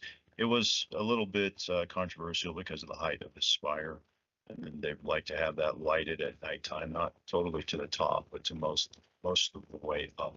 There was some debate about that. It'll be a flying horse too. It'll be, in my opinion, it'll be a beautiful architectural structure, but it's large, and there was some debate about that. So, but it was approved on a unanimous vote. There were 8 of us there. It was 8-0 vote. And then the other thing is a Colorado Springs police officer was shot a week or so ago, and the person who shot him was also shot by CSPD. But that officer was released from the hospital that same night, and it was kind of a through and through gunshot wound to the leg. But it just reminds us that our law enforcement officers are in a risky occupation, and they deserve our support. That's all I have. Thank you, Counselor. Yeah. Go ahead, Mayor. I just thought I would share with you all that we have set a ballot, and the order in the ballot for our election of new mayor and council members. We have 4 seats for council members available and 5 candidates, 3 of which are incumbents. And then the mayor position is unopposed. And I don't know how he managed that, because that never happened to me. Never worked out for you, yeah. Oh, no, it was quite interesting over the years. But anyway, you'll be welcoming, hopefully, George Jones, who is an existing council member right now. He'll be taking the position of mayor April 16th when I step down, and I'm sure he'll be your next person on the board here. And I think I'm very excited for you all and for him. He's exceptionally good. And so I just wanted to share that with you, and that's all. Was George Jones a former country singer? Is that George Jones? There was one. Oh, Yes. yeah, I know. I don't think he's alive anymore. But no, George is not anywhere near previous George Jones. Mayor? I have nothing. Thank you. All right. Mayor Dixon? I'll pass as well. Mayor Thompson? Yeah, thank you. I would just like to echo Councilmember Donaldson's comments about police officers. Today is the 3rd anniversary of the loss of our fountain officer 3 years ago. And so if you see anyone in public safety, give them a shout out and a thanks and a heads up because do a lot for us. And secondly, we are excited that we have brought on board, started Monday, Wade Broadhead. He's our new planning and development director. And he's been around the community for a while, so some of you may know him if you see him, but hopefully we'll get him connected up here pretty quick. But right now he's drinking from a fire hose. So thank you. Thank you, Mayor. Mayor Johnson? Just that this Saturday is the Carnival Parade in Manitou Springs at 1 o'clock. Awesome. Commissioner Wysong? Thank you. Just two things. I just want to keep on everyone's radar. The governor had issued an executive order in December, and they're trying to figure out probably how to fund it. But the pine beetle issue along the Front Range and in Black Forest. And then just a kind of an FYI, Todd Martz, who's the executive director for El Paso County Parks, is retiring at the end of this month. He's been with the county for 31 years. And Councilor Gatlin? Thank you all, representing Mayor Annie Durham. It's exciting times up in Cripple Creek. We're advancing the destination resort label, starting on Valentine's Day and going through February 22nd are the ice sculptures. All the blocks of ice are being delivered as I speak. Some of the roads are closed, but we'll get over that. The other thing is the ice castles are very, let's say, very beautiful this year. Lots of lights come up at night. They do have a fire and ice event now instead of just ice. So it's very spectacular. Third thing is we are one step away from being chartered as a home rule city. We're going through the final phase right now of that charter. And lastly, in the Valentine spirit, the rock band Heart is performing on Valentine's Day night up at Chamonix. Thank you all. Very good. Commissioner Applegate? Thank you. Looking forward to this afternoon, meeting with our member governments, PPRTA, and last Saturday I attended the Winterfest, and you could say there was a buzz in the air. It's like the Olympics were going on and we're an Olympic city. So yesterday, USA set the record, 5 medals in 5 events. So as you can say, the comeback starts. So go Team USA. Let's roll. There you go. Awesome. For updates from Teller County, obviously municipalities have their activities that are going on. There was an interesting meeting though that did take place, and I know Mayor Case was there as well this last week, which was there's a community meeting on the safety issues and living in a wildfire affected community. And Commissioner Wysong, this is one of your issues as well that you face on the west side of Colorado Springs. But the guest for this forum was actually the Colorado State Insurance Commissioner, Mr. Conway, and he shared some very interesting information for those of us who live in wildfire potentially affected areas. And one of the things that he said that kind of stunned me, at least a little bit, because we hadn't thought it through. We focus so much on wildfire mitigation, what we can do as a community to reduce risk, to help people obtain insurance. And his comments were to the effect that that what you do in wildfire mitigation will likely have very little effect on the affordability of insurance in Colorado. And I was stunned by that comment. And basically what he stated was that 51% approximately of the insurance premium that people pay is risk for hail, even if you don't live in a hail area. And it's that overall Front Range Colorado, the massive growth of the Front Range, all of those roofs in the Front Range that are at risk, is insurance is a pool and it's a shared risk. And the reason largely that a lot of insurance companies are no longer writing in Colorado is because the hail risk is so high. They do anticipate there's going to be a bill to be introduced, which failed this last year, which is to create a fund through fee home insurance policies that will help assist homeowners who are doing a total roof replacement due to a hail claim, where they can be able to apply for a grant to upgrade the roof that's being replaced to a class 4 roof versus whatever may be going in, which is a cost of anywhere between about, on average, $3,000 to $5,000 per roof. But by doing that, I said, not only does it lower the risk as they're replacing roofs, but also there's kind of an accompanying wave that goes along with that, which is that even when it's not a replacement, but just a construction or somebody just replacing on their own, is that they'll also begin to upgrade to class 4 roofs to overall reduce the risk of catastrophic loss.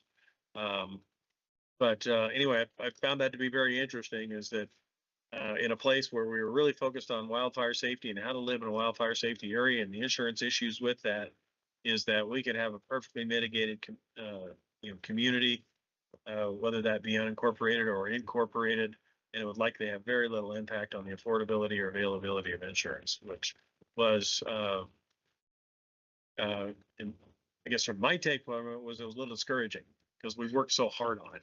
And working for ways to thinking that might be the key to helping ourselves. And the reality is it's a much bigger problem. So for those everywhere need to be aware of that. And other thing I want to make sure that everybody's aware of also is their deadline's coming up. I know El Paso County will be looking at, might be being done administratively there. It's done on a higher level for us, which is the adoption of updated CWPPs.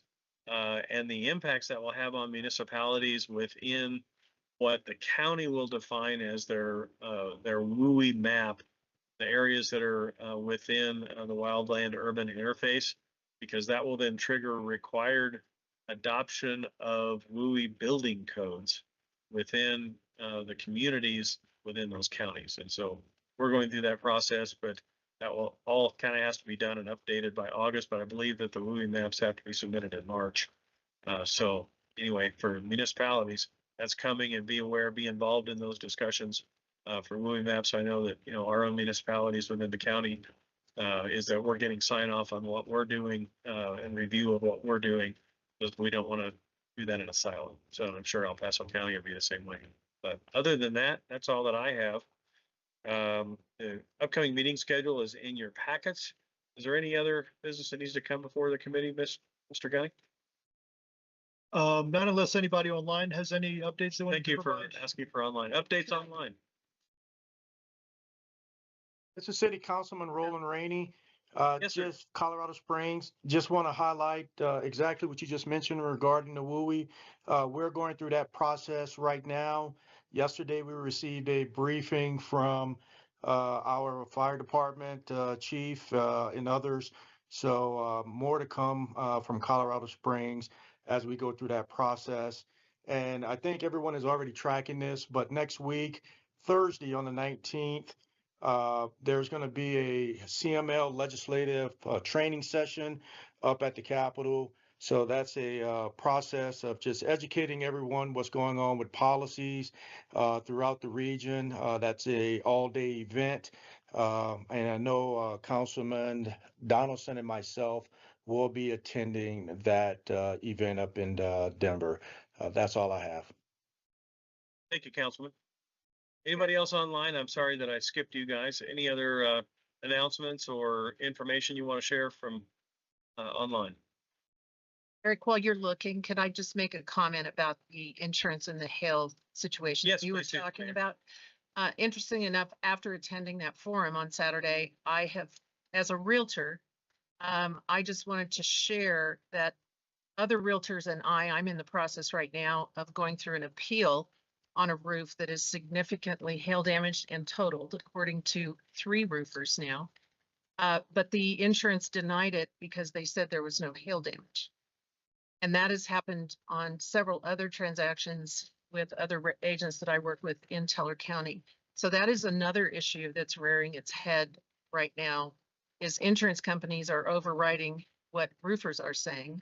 They said, and I quote, the adjuster said, well, the buyer is just trying to get a new roof.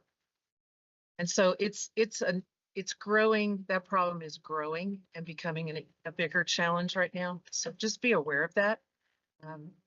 If you're looking to get a new roof, they're being pretty hateful about it. Yeah. Thank Just you, wanted Mayor. to share that. Thank you. Yes, sir, Counselor. I apologize. I said the rock band Heart is playing. It's a tributary band, not Tribute, man. the actual Heart. I was gonna talk to you I afterwards. apologize for that excitement. How do I score tickets for that one? That was.